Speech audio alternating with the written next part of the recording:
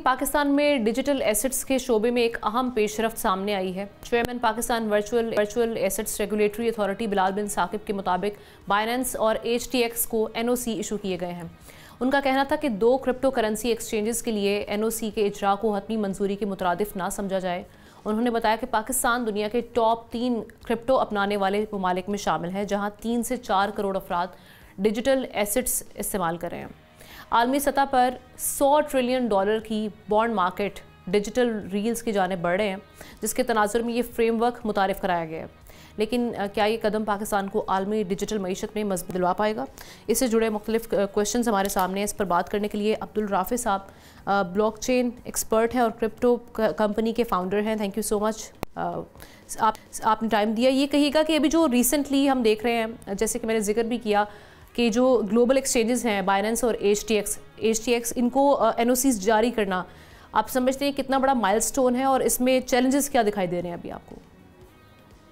जी अस्सलाम first of all thank you for inviting. देखिए, ये मेरे ख्याल से एक रेवोल्यूशनरी स्टेप है और मुझे ऐसा लगता है कि फॉर वंस हमने राइट डायरेक्शन में राइट स्टेप लिया है बिल्कुल टाइमली तरीके से। देखें, रेगुलेशंस एक कंज्यूमर प्रोटेक्शन, एक इन्वेस्टर प्रोटेक्शन के लिए बहुत इंपॉर्टेंट एलिमेंट होती हैं और जिस स्पीड से पाकिस्तान ने इस पे काम किया है और जिन इंडस्ट्री लीडर्स को लाए, एक तो ये तरीका है कि जी आप लाइसेंसिंग फ्रेमवर्क बनाए और आप जो है वो एक 3rd tier 2nd tier players को लाके उनके साथ काम करें। बट जो हमने बाइनेंस को लाइसेंस दिया, इट इज एग्जैक्टली लाइक कि जैसे हमने आप समझे EV व्हीकल्स के अंदर टेस्ला के साथ काम करना स्टार्ट कर दिया हो। अगर एलन मस्क पाकिस्तान में आते इसी तरीके से समझे आप CZ पाकिस्तान आए, तो इसकी इतनी ही अहमियत है both from investment as well as from a projection perspective. काफी अरसे बाद, हम काफी डेकेड्स बाद ये देखते हैं कि किसी एक इंडस्ट्री, बहुत ही डिजिटल इनोवेटिव इंडस्ट्री में पाकिस्तान का नाम बहुत तेजी से ऊपर आया। माशाल्लाह, ये बहुत अच्छी न्यूज है। Obviously it's a journey, Aahista Aahista करके चीजें इंप्रूव होंगी, बेहतर होंगी। आप अबू धाबी की एग्जांपल लें, इन्होंने ADGM ने, जो अबू धाबी का रेगुलेटर है, उसने 3 साल पहले बाइनेंस को NOC दिया था और भी पिछले हफ्ते फुल फ्लैश लाइसेंस इशू किया है। ये एक जर्नी है, ऑब्वियसली ओवर द टाइम होता है, सब चीजें समझेंगे, बैंक इंटीग्रेशंस होंगी, गवर्नमेंट भी समझेगी, रेगुलेटर्स भी समझेंगे, बट ये बहुत एक अच्छा कदम है in the very right direction. Right. और जो हम चैलेंजेस की अगर बात करें, ख़ास तौर पे मनी लॉन्ड्रिंग और टेररिस्ट फाइनेंसिंग के, ये रिस्क तो रहते हैं। सो पाकिस्तान की जो वर्चुअल एसेट रेगुलेटरी अथॉरिटी है, इसके लिए कितना चैलेंजिंग होगा इसको मॉनिटर करना और इसको रोकना, और क्या करना चाहिए देखिए जी, इसमें अगर हम देखिए मैं आपको बताता हूँ। देखिए, बात बड़ी सिंपल है। बैंकिंग चैनल से भी आज जहाँ पे पैसा इन्वॉल्व होगा, जहाँ फाइनेंस इन्वॉल्व होगा, वहाँ ये चीजें एग्जिस्ट करती हैं। आज की डेट में दुनिया के डिफरेंट बड़े बैंक्स को अरबों डॉलर्स के फाइन लगते हैं साल में जी। उन्होंने या तो FATF की रिक्वायरमेंट पूरी नहीं किया, AML ठीक नहीं था, या KYC ठीक नहीं थी, वन रीजन और the other. Same challenges blockchain पे भी अप्लाई होते हैं। बट देखिए, बात यह है कि जब एक चीज को आप रेगुलेट कर देते हो, then you can look at into it end to and.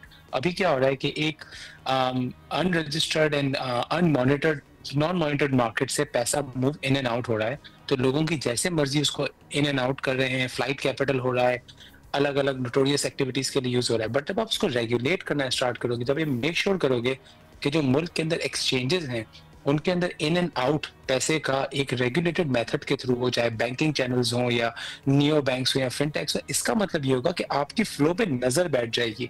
फिर वो एक्सचेंजेस आपके साथ डेटा भी एक अप्रोप्रिएट वे में शेयर करेंगे, उनकी KYCs, हर चीज आपके रूल बुक के मुताबिक होगी, आपकी विजिबिलिटी रहेगी, आपका टैक्स भी ऑब्वियसली इंक्रीज होगा। देखिए, आज पाकिस्तान में तकरीबन 2 से 2.5 करोड़ लोग ऐसे हैं जो क्रिप्टो यूज कर रहे हैं ऑलरेडी। 1.5 करोड़ लोगों के अकाउंट्स तो बाइनेंस पे बने हुए, बाइनेंस ने डेटा दिया है। अब आप ये बताएं ना, एडॉप्शन की तो बात ये रही नहीं, एडॉप्शन तो हो चुकी, आपकी कोई 7-8% पॉपुलेशन यूज कर रही है, एडल्ट तो समझे और बड़ा परसेंटेज है। तो it is government responsibility now कि वो स्टेप इन करे, इससे पहले कि कुछ things go wrong, come in and capture the data. So it is a great step towards that direction. Right. अच्छा, जैसे कि हम दूसरे ममालिक, हमसाया ममालिक, रीजनल कंट्रीज़ की बात करें, स्पेशली बांग्लादेश और इंडिया की अगर हम बात करें, ये कहाँ पर स्टैंड करते हैं इस सारी सिचुएशन में? देखिए, 10-11 साल पहले जब AI की बात पहली दफा होना स्टार्ट हुई थी, तो इंडिया ने एक बड़ा रेवोल्यूशनरी स्टेप लिया था इंटरनली, और उन्होंने इस पर बहुत ज्यादा इन्वेस्टमेंट की। डिफेंस एरिया, डिफेंस में, इकोनॉमिक्स में, एवरीवेयर उसने बड़ा पैसा लगाया। और आज आप देखें दुनिया में एआई को लेके, रोबोटिक्स को और क्वांटम को लेके इंडिया कहाँ है और हम कहाँ हैं। ड्रोन को देख लें, वो कहाँ है, हम कहाँ हैं। ये एक लेसन था, और मुझे लगता है गवर्नमेंट और करंट लीडरशिप ने माशाल्लाह से उससे लर्न किया है कि जब ब्लॉकचेन एडॉप्शन जो इस साल एक्चुअली ग्रो हुई है दुनिया भर में, we are literally the first movers in the whole region, including South Asia broadly, India, Bangladesh, उस साइड पे we are on the equal footing with UAE regulators, कि जी हम उसी स्पीड से आगे बढ़ रहे हैं। और ये एक बहुत बड़ा एडवांटेज है जो जियोपॉलिटिकल चेंजेस आ रही हैं इस वक्त दुनिया में, जैसे कि पाकिस्तान को वेस्ट के साथ एसोसिएट किया जा रहा है, जिस तरीके से हमारा इस साल काफी हमारी विन्स हुई हैं, उसमें से एक ये विन है कि हमने अपने आप को एक technologically enabled and welcoming country का है, जिसमें हम कह रहे हैं कि जी देखें इंडिया अपनी पेस पे जा रहा है, वो बहुत स्लो पेस पे जा रहा है। फॉर वंस हम उनसे बहुत आगे निकल चुके हैं when it comes to blockchain and crypto projection. तो ये इससे आपका ब्रेन ड्रेन भी रुकेगा और लोकली आपके नौजवानों को एंटरप्रेन्योरल अपॉर्चुनिटीज मिलेंगी। और कितना ज़रूरी है एजुकेट करना पब्लिक को, और ये जो टेक्निकल कैपेसिटी बिल्ड करना रेगुलेटर्स और लॉ एनफोर्समेंट ये बहुत जरूरी है, खास तौर पे। देखें बहुत जरूरी है, लेकिन ये होता किस तरीके से, एजुकेट करना और टेक्निकल कैपेबिलिटी बिल्ड करना एक कैपिटल इंटेंसिव मेथड है। कोई भी फ्री की एजुकेशन नहीं देता, एजुकेशन की एंड पे कुछ होता है, राइट। आप एग्जांपल ले लें पाकिस्तान स्टॉक एक्सचेंज की।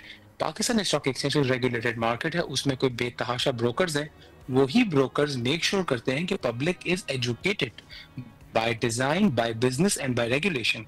क्यों? क्योंकि they have an end commercial benefit की जी हम कस्टमर को जितना एजुकेट करेंगे, कस्टमर इतना स्टिकी रहेगा and they can be safe and we can make money. हमेशा कमर्शियल बिजनेस तरीके चलता है, एजुकेशन उसके साथ चलती है।